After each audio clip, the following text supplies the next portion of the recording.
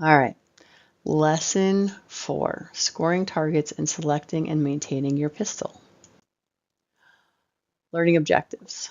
Properly score a pistol target, explain the basic guidelines for selecting and purchasing a pistol, identify the materials needed to clean a pistol, and demonstrate how to safely clean a pistol. I will happily let you all come over and clean my pistols. Okie dokie, here we go. Scoring targets. Hits outside the scoring rings have a 0 value. If you miss the target, you get nothing.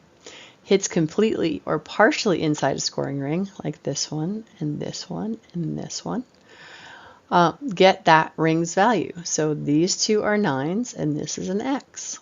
Hits that touch or actually break the scoring ring receive that ring's value. So these guys are 10. So this is one of the cool things about competition, is that the benefit goes to the shooter.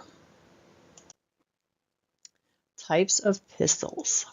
Air pistols provide practice at home because you can shoot them in your basement, and the same safety rules apply, although I will say the stuff bounces all over the place. Rimfire pistols, those are the things we're going to shoot here today in class because low recoil is awesome. It makes it so much easier to learn when you're not having to fight with the firearm, lots of recoil and lots of noise.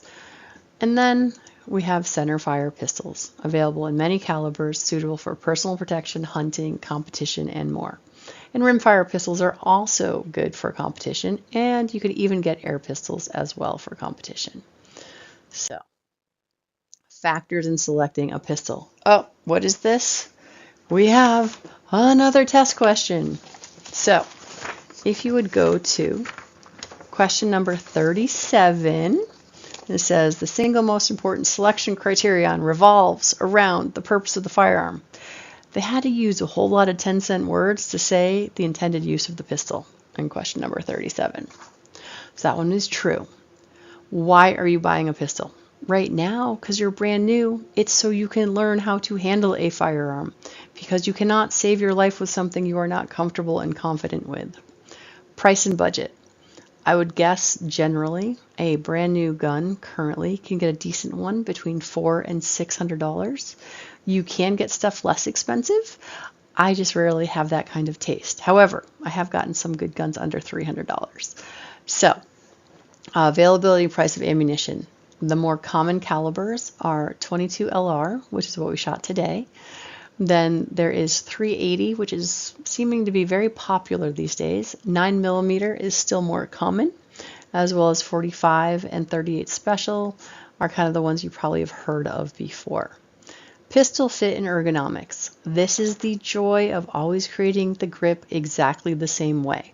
Because when you go gun shopping, you can create the same grip so you can evaluate the guns the same way. Because if every time you pick up a gun and you grab it differently, you're going to have a heck of a time deciding if you like how it fits your hand. Pistol size and weight. Bigger is better. The larger the gun, the easier it is to control. Obviously, there are times when bigger is not always better, but generally the pistol size and weight is a matter of your preference, but it's easier to handle and maneuver and find magazine releases and that sort of thing the larger on a larger gun. Also recoil. The heavier the gun is, the easier it is for you to control the recoil. Simplicity and ease of operation simplicity of operation, ease of cleaning. Revolvers win every time. Revolvers are the easiest thing in the world. They are one piece. You don't take them out, you don't field strip them. They are ready to clean right now, or they are ready to go to the range. They are ready to be loaded or unloaded. Yeah, there's nothing simpler than a revolver.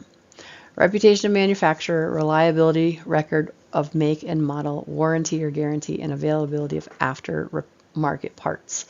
All of those are up to you. If you're a consumer reports kind of person, then you care about all that stuff. But I'm going to just say most guns, if you've heard about them, Ruger, Colt, Smith & Wesson, Glock, there's just so many that just, if you've heard of them, they're probably pretty decent. And there's amazing new up-and-comers. All right, so selecting a pistol. When considering purchasing a pistol, consult knowledgeable shooters. Research and, if possible, test fire various makes and models, and purchase the pistol from a reputable dealer. I say nay, you must shoot before you go buy a gun. So many people come to me and take this class, and then are like, oh, I'm going to go get my permit to come back and learn from you. I'm like, no, for the sake of peanut butter and jelly, if you want to buy a gun, shoot as many guns as possible before you buy one. Because what happens is buyer's remorse. You go to the gun store, you ask the poor guy behind the counter, what should you get? They have no idea what you should get. You need to understand, what caliber do you like to shoot? What size of gun do you like to shoot? What are you proficient with?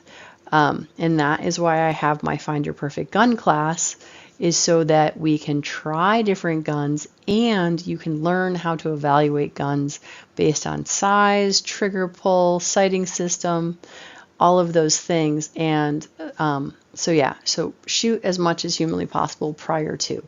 You can still take lessons without your pistol permit before you actually get it. And my suggestion for my students is come and take the 5 or 10 lessons, because if you can come for the next 2 or 3 weeks, 1 lesson a week, you're going to be amazed at how much you learn and really feel like you know what you're doing before your pistol permit gets here. And then by the time it gets here, you'll actually know what kind of gun you're really looking for. So it makes it way more exciting, and you're much less likely to have buyer's remorse if you just go and grab a gun. And then purchase the pistol from a reputable dealer. I do like smaller shops more than big shops. I like my gun stores to know my name. So there are lots of little gun stores all over the place. All right, caring for the pistol. Proper care of the pistol involves preventative maintenance. The pistol should be cleaned and lubricated after every shooting session. The pistol should always be checked to ensure it is unloaded before cleaning or other maintenance. No ammunition should be present when a pistol is cleaned or maintained. Just like this classroom, where there is no live ammunition in this classroom, you should pick a place in your home where no ammunition is ever allowed. And that is where your dry fire practice and your gun cleaning should occur. So all the stuff we did in class today, you can do at home, so you can learn how to properly handle your firearm, and you want to have a place that is safe with no ammunition. The pistol should always be checked to ensure it is unloaded before cleaning or other maintenance.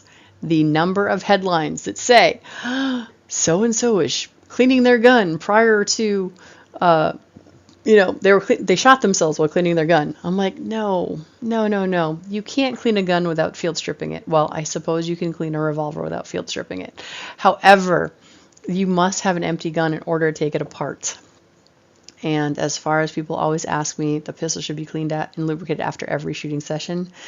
People ask if I do that. I'm like, when I used to go shooting once a year or once every other year, yes, I absolutely cleaned and lubricated my gun after every shooting session. Now that I have multiple guns that get shot on a weekly basis, I actually clean my guns when they stop working. So that is not proper care of the pistol, and I would not do that. I'm not suggesting that, but I'm just being honest with you as far as how that goes. I know people that absolutely 100% every single time they clean and lubricate it before they put it away. And if you're like I used to be, where you go shooting once a year or once every other year, you absolutely must clean and lubricate it, because otherwise it's going to sit in there and it was going to rust, and you don't want a rusty pistol. All right. Here is the gun cleaning equipment that you want. Eye protection for when you're using the brush on all the little small parts after you put bore cleaner on it. That's what that's for. Have I ever used that? No, but it really is a great idea. The other thing, soft cloth. You can buy one of the fancy ones in the store. I use my old towels and sheets and I chop them up. That's just easier. I love my protective gloves. I think that's just the best thing ever, because I don't look like a mechanic when I'm all done with all the oil and cleaners all over my hands. Your bore brush and jags and your patches are going to be bought in the caliber of the gun that you are cleaning. Your cleaning rod is generally generic, and will fit any of the bore brush and jags. All right. The only other thing they didn't have on there that I like is the boar snake, which is this little guy over here in the corner. It takes the place of the brush and the patches. So I just find it because it's 2-in-1. So I definitely prefer that. And this is what your gun looks like, or your semi-automatic looks like when it's field stripped. Your slide comes off, your barrel that has your chamber on it, and then this is your recoil spring. This is your frame, and this is your magazine. So you unload it, inspect it, and disassemble. And like I said, we call it field stripping. And this one always cracks me up. Gun cleaning procedure. Apply cleaning solvent to bore brush. Do not dip brush in solvent. What they meant to say is don't leave the solvent in the original can and dip that into the original can. However, most cleaners these days come in a spray bottle. So you just take the brush, put it over your garbage, and then you spray the brush with the solvent. Gun cleaning procedure. Run brush completely through bore 10 to 15 times. The NRA is not great about updating their stuff sometimes, so most ammunition is much cleaner than it used to be. So I would say I don't go more than 3 or 4 times if I go that much. So 10 to 15 is probably excessive, unless you had really dirty old ammo, is the only reason why I think that you would go that long. All right, run brush through each chamber of a revolver cylinder. Notice how his hands are wrapped around the gun. He is actually holding the cylinder open. There's a little arm here that swings out on, and you want to hold it because there's actually a fair amount of force when you're pushing that brush through there, and you don't want to bend the arm. Now, guns are over, they are very sturdy, so it's not like it's going to happen all at once, but it's still a good way to take care of your revolver while you're cleaning it. With a semi-automatic pistol barrel, yes, just clean it with the solvent. This is my favorite one. Put jag on rod and patch on jag. I feel like I should start a Dr. Seuss cleaning kit. So I just think that's fun. So your patch, like I said, is going to be in the caliber of your gun. The jag is just universal. This is your white glove treatment for your gun to make sure you really got it clean. Because if this still comes out clean, then you are all done. And run patches through the bore chambers until they come out clean, which could be a lot or a little. This is why I love the bore snake, because it really does a great job. So you're using the brush for the crevices that you can't get with your fingers and a rag. And when you clean and lightly oil exterior of the pistol with a soft cloth, it keeps it from rusting. That's why you're lightly oiling your exterior.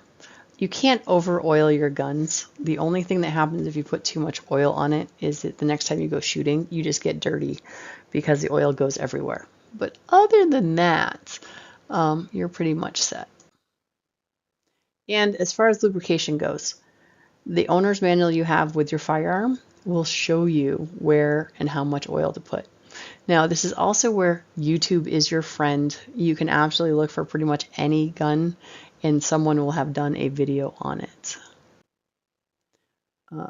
When you're lubricating semi-automatic, something like this is metal, and these rails right here are metal. I also put a little oil on my barrel, and that's it. Like I literally, on the end of the slide, I put a drop on either side before I put it back on top. And these are the rails that it slides up against, and that makes the oil go all the way from front to end. Okie dokie. Pistol storage. Store guns and ammunition so they are not accessible to unauthorized persons. Again, here in Connecticut, basically all your guns per law are, all guns must be locked up at all times. Again, I am not a lawyer. I'm not offering legal advice, but it looks like we're going that way. All right. Store guns and ammunition separately and store guns and ammunition in a cool, dry place. All right, ready? Everyone say this together. Always keep the gun pointed in a safe direction. Always keep your finger off the trigger until ready to shoot. And always keep the gun unloaded until ready to use. As a result of your participation in this lesson, you are now able to properly score a pistol target. Explain the basic guidelines for selecting and purchasing a pistol. Identify the materials needed to clean a pistol and demonstrate how to safely clean a pistol. All right, what are your questions? Yes, the kits come all together, but you really don't have to buy that much. Just remember to buy it in the correct caliber of your firearm.